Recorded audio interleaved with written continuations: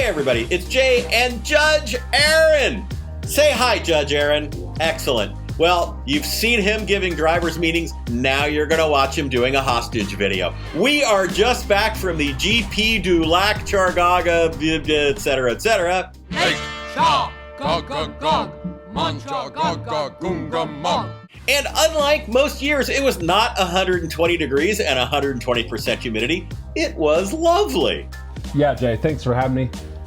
Some teams had a great weekend, and we're talking about the Class C winning Pinto number 36. Bill Wing and his wife are big Pinto stands, and it turned out amazing for them. They're one of the few teams that has won concours, a rally, and now a race. Last year they showed off the big NO2 bottle in the back of their Pinto, but this year they didn't need it. They ended up winning Class C. It was awesome to see that little Pinto go all the way around the track just on its own little non-turbo power. The Class B winner this year was the 84 Big Ultimate Warrior Energy. They've been racing Ultimas for a while now, and they crashed the one in New Jersey, but they showed up this time with a 3.5 liter V6 Ultima that is a super simple road car. This time, they actually won Class B. You know who else had a great weekend? Three Pedal Mafia. Now, they're already sort of showboating legend status with Blazing Saddles and the inflatable pool of dude chowder and, the Citroen SM and all the stuff that they do. However, they have also started to win races pretty regularly. Towley, the Stoner Towel, ran that RX-7 hot. They were just awesome, and they dominated this race.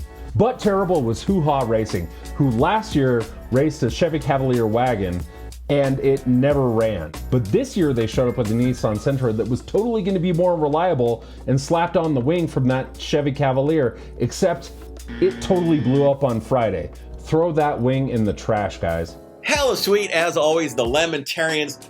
This team is completely banana pants. It's run by Houghton.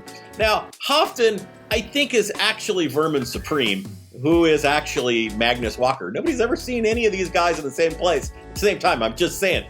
They did their usual, utterly inexplicable Lower East Side performance art shtick.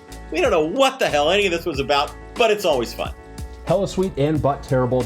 BMWs and the Northwest go together like bad driving in the Northeast, or fistfights over Connecticut pizza and New York pizza, or unintelligible regional dialects. You certainly would never lose your temper over something as trivial as the pronunciation of chowder. That's chowder! Chowder! I'll kill you! There are plenty to choose from here at the race. The first one that we're going to go over is the 318 Spy vs. Spy. It was a 4-cylinder convertible, aka bitch basket, whatever you want to call it. Judge Manny didn't know what to do with this car except for just do an even-odd throwdown that even the driver couldn't understand, and I get it. Numbers are hard. The 934 hit him with a Hind. That's a legit Z4 with a hoopty pedigree that looks like it should be parked in a Jersey divorce attorney's driveway. Although we had our doubts, that little coupe should have won by 40 laps, but it didn't. The Boston Whiners were a little more like a typical BMW team. Their theme was just the whole Lorem Ipsum, Greek filler thing. Well, that's what you do when you don't have a theme. Still not a theme. But of all of them, my personal favorite was the Bavarian Cream Motorsports. We get these British touring car champion deals all the time. This one, however, was the Listerine car. Tim Harvey is leading the championship again. Fantastic. Go! Now, hell sweet, we had another, if I say so myself, great judging lineup. We had Manny and Chris. They're a great team. And then we had the famous Dr. Mary, and we had the famous Judge Janice. It was really a good group. They had their hands full. Typical East Coast bad attitude. They made up for it with some giant donuts and some dudes as cows. I think they had a pretty good time. They did a good job. So some highlights from judging. This year we had Pin the Taillights on the Subaru Justy with a special cameo from an unhitched child who was yelling at the drivers all the way through. We had classics like Bart Simpson. We actually had a TR7 running around with its driver strapped on the top. And can you really not be aggro when you're driving a TR7? We had a good driver intervention that definitely broke up some bad BMW driving. And we had some hula hoops. Although not explicitly encouraged, lightly killing the judges isn't strictly against the rules, especially if it's part of your theme. Now you're dead!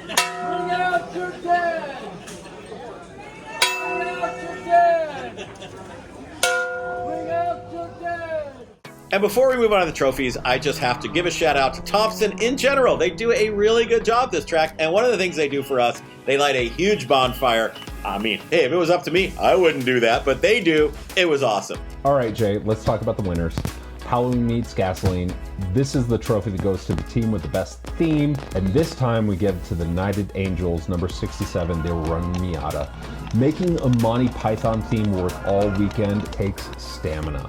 Mostly because even Monty Python admits that some of their jokes just get old, and it's not helped by half-assed themes that are just kind of recreated all the way around. But these guys kept it going all weekend. The Knighted Angels showed up complete and correct with Holy Grail routine and outfits, including coconuts, and it kept going all weekend. Judge's choice went to Team Hesh and their escort. Now, Eric Rude loves escorts, and he loves these guys. And okay, mostly that's because he drove escorts all through high school and he raced escorts, but these guys are also pretty awesome. They always do good themes, and this time it was Crazy Taxi. What's Crazy Taxi? Well, it is this messed up Sega game, I think from the 90s. Basically, your job is take a fare, mow people over. I'm not aware of them mowing people over, but they did a great job on the theme. Let's get to Heroic Fix. Sure, there are better places to rebuild a 302 from a Ford Explorer than on top of a tire in the paddock, but who am I to judge?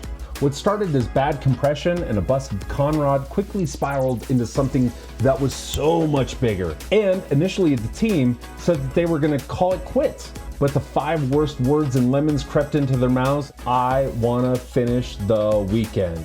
Sure, it's not a Shelby, but neither are 90% of Shelbys on the road. The I Got Screwed trophy went to Team Floodstang. Consolation prize. They were in it to win it finally. After years and years and years, they got close. Exhaust fell off. Hey, it's a Mustang, too loud. Got flagged in, couldn't fix it. They were done. The regional trophy was doing it for Dale. It went to Cannibal Cafe. Now, as you know, Dale Strimple is our longtime chief of the grid, and everybody loves Dale, and it's always his birthday. Well, this time for Dale's birthday, it might have actually even been his birthday, Cannibal Cafe has been running with us forever, said, hey, Dale, do you want to drive the race car? Now, Dale used to race 30 years ago, and it took a little bit of pressure from yours truly to really get him like, okay, all right, I'm going to do this. They suited Dale up. He went out. He was going pretty damn good. Dale may or may not have had a little contact and a little meeting with the guardrail. You'll be surprised that the chief of the grid, when it happens to him, comes in, that didn't happen to me, I don't know what you're talking about. But hey, you know what? I wasn't in the car. Let's let Dale tell it. I got hit. Where did the bad man touch you? That last corner up there. I was staying to the inside. He come right across into my Who side. did it, Dale? Who did it? It was a blue Miata, I think. From possibly the most veteran racer on the grid to the youngest team we've seen in a while, Jersey Slides showed up in their dad's 2000 Honda Accord, leaking like a sieve. The kids found out quickly that their automatic transmission couldn't be hurried and preferred to upshift quicker than they could actually race. That meant that they were fuel sipping their way around the track, and their fix? Manual shifting.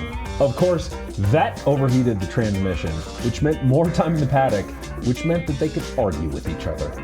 And that just takes us to the top award, the Index of Effluency. And this was won by the Dead Horse Beaters and their mid-engined American supercar.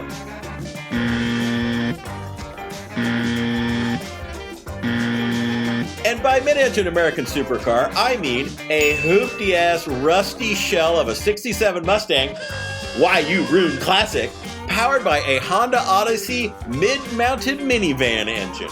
Now, they put this all together with an Accord front subframe. They use a 6-speed out of an Accord. It's actually a pretty trick car. It only weighs 2,500 pounds. This thing should dominate. Well, it does not dominate. It has one Class C, barely. It is but slow, but this time, amazingly, it was out there for most of the race, and when it was finally spooled up, it was a pretty impressive mid-engine American supercar. Why aren't you driving one of these? Now, admittedly, it did finally give up the ghosts at some point on Sunday, but even then, it still preserved a mid-pack finish out of this thing. Awesome.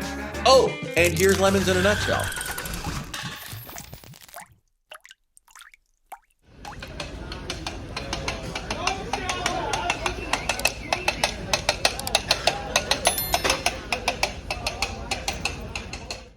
Every second you don't subscribe or watch one of these videos, another Vega is sent to the crusher. Won't you help us save Classic?